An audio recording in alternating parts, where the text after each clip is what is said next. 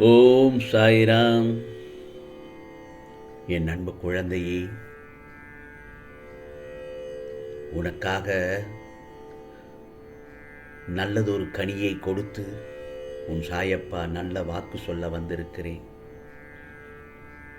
நான் சொல்வதை தவற விட்டுவிட்டு பிறகு வருந்தாதே என் செல்லமே, நிராகரித்து விடாதே நான் சொல்வதை. நிச்சயமாக நல்லதொரு கனியை உன் கையில் கொடுப்பதற்காகத்தான் உன் சாயப்பா உன்னை தேடி வந்திருக்கிறேன். ஓம் சாய்ராம் என்று பதிவு செய்துவிட்டு உன் சாயப்பா சொல்வதை சற்று கவனமாக கேள். சில நேரங்களில் நாம் வாழ்க்கையில் இருள்களையும் சந்திக்க வேண்டும். அப்போதுதான் நமது வாழ்க்கையில் வரும் வெளிச்சங்களுக்காக நன்றியோடு வாழப் பழகுவோம். தோற்றுப்போனால் வெற்றி கிடைக்குமா? நான் சில பேரிடம் சொல்கிறேன், அம்மாவிடம் தோற்றுப்போ, அன்பு அதிகரிக்கும். அப்பாவிடம் தோற்றுப்போ, அறிவு மேம்படும்.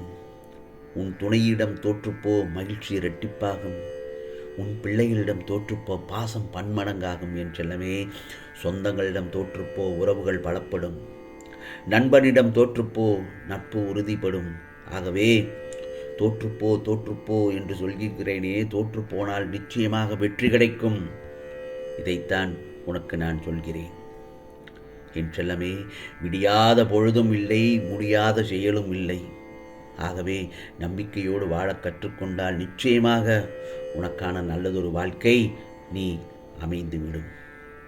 நீ எப்படிப்பட்ட பாதையில் பயணம் செய்தாலும் உனக்கான நல்ல சிந்தனை காலம், நல்ல செயல்களாலும் மலரும் புதிய பயனுள்ள மலர்களால் பாதையை நிரப்பு. ஆம், இன்றைக்கு உன் கையில் ஒரு கனியை கொடுப்பதற்காகத்தான் வந்திருக்கிறேன். பிறகு வாழ்க்கை பயணம் இனிதாய் அமையும். வாழ வாருங்கள், வாழ்க்கைக்கு வழிகள் 1000 உள்ளன. ஆம் செல்லமே, அதாவது அழகிய புகைப்படங்கள் இருட்டு அறையில்தான் உருவாக்கப்படுகிறது, அதுவும் நெகட்டிவில் இருந்து. இது அந்த காலத்தில் இப்படித்தான் ஒரு புகைப்படத்தை டெவலப் செய்வார்கள். அதுபோலத்தான் நம் வாழ்வில் தீமை எனும் நெகட்டிவில் இருந்து வழி தெரியாத நிலையில் உள்ளன. வழி தெரியாத நிலையில் உன்னை இறைவன் என்று வைத்திருந்தால் உனக்காக ஒரு நல்ல எதிர்கால வாழ்க்கையை இறைவன் உருவாக்கி கொண்டிருக்கிறான் என்று நினைத்துக்கொள். நீ நெகட்டிவோட உன்னை பார்த்தால், அதாவது எதிர்மறை எண்ணங்களுடன் யாராவது உன்னை பார்த்தால், நீ அவர்களுக்கு நேர்மறையான எண்ணங்களுடன் பதில் சொல். பொறுமையுடன் காத்திருந்து போராடினால் வாழ்வின் விடியல் உன்வசமாகும். என் செல்லமே, நிச்சயமாக வாழ்வின் விடியல் உன்வசமாகும். மன உறுதி தரும் தவிர்க்க முடியாத வெற்றிதான் மன உறுதி. நிச்சயமாக மன உறுதியோடு இருந்தால் எந்த ஒரு வெற்றியும் உன்னை தேடித்தானாக வரும்.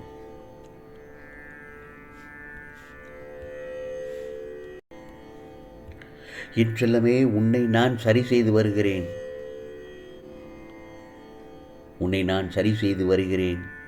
சில விஷயங்களை திருத்தி மாற்றி கொண்டு வருகிறாய்.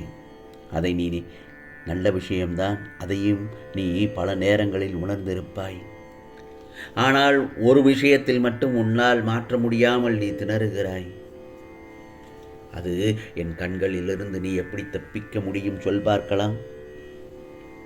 மற்றவர்கள் உன்னை எந்த வகையில் திட்டினாலும் அவர்களுக்கு பதில் கூறாதே.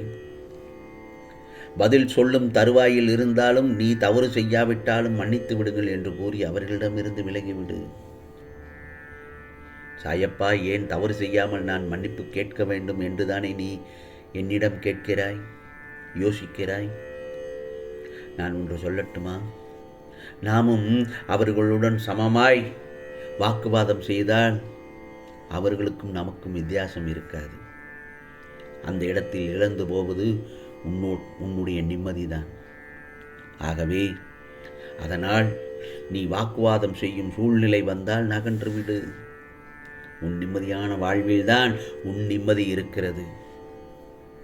என் செல்லமே, மற்றவர்களை நேசிப்பதில் தவறில்லை. அவர்கள்தான் உலகம் என்று மட்டும் இருந்து விடாதே. அதீதமாக பாசம் வைக்காதே. அவர்கள் அன்பிற்கு சார்ந்து இருக்காதே.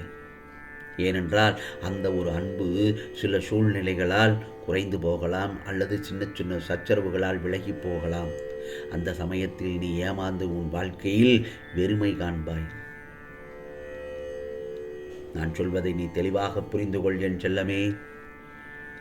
அன்பு கொள்வதில் தவறில்லை. ஆனால் அளவு கடந்த அன்பில் எதிர்பார்ப்பு ஏற்படும். அதில் நீ மாட்டிக்கொள்ளாதே. ஏனென்றால் அது உன் வாழ்க்கையில் நிம்மதியற்ற சூழ்நிலையை உருவாக்கிவிடும். ஏனென்றால் இவ்வுலகில் சார்ந்து இருக்கும் அளவிற்கு எதுவும் நிரந்தரம் இல்லை. இந்த பிரபஞ்சத்தில் நீ பிறந்தாய் வாழ்ந்தாய் என்று இருக்காதே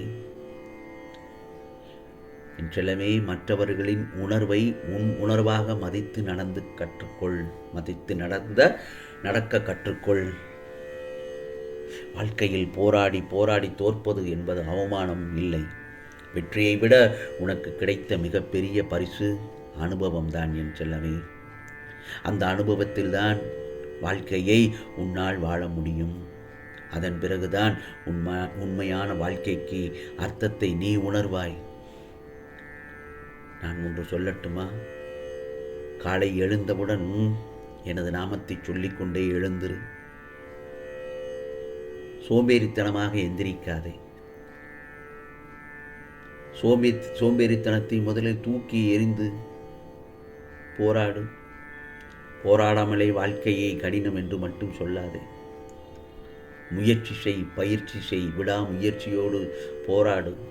பிறகு உனக்கு வாழ்க்கையின் ஒவ்வொரு நிமிடமும் கஷ்டமானதாகத்தான் தெரியும்.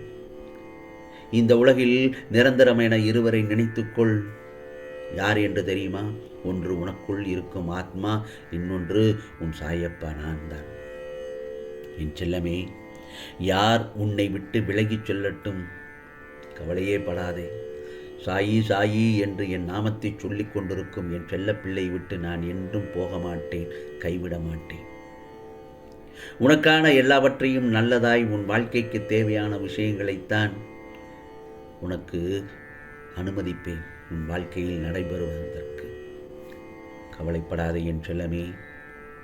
எதுவும் நிரந்தரம் இல்லை என்பதை உணர வைத்து எளிமையாகவும் ஏழ்மைக்கு உதவி செய்த மனதை தூண்டுவேன் என் செல்லமே. கவலைப்படாதே. உனக்கானது நல்லதொரு கனியை உன் கையில் கொண்டு சேர்ப்பதற்காகத்தான் நல்லதொரு வாக்கு சொல்ல வந்திருக்கிறேன். சொல்லிவிட்டேன் என் செல்லமே. தவற விட்டு விடாதே. உனக்கானதெல்லாம் நிச்சயமாக நல்லதே நடக்கும், நல்லதே நடக்கும். ஓம் சாய்ராம், ஓம் சாய்ராம். ராம்ஜி அருள் கிடைக்கட்டும். ஓம் ஸ்ரீ சாயிநாதாய நமக. ஓம் ஸ்ரீ சாயிநாதாய நமக.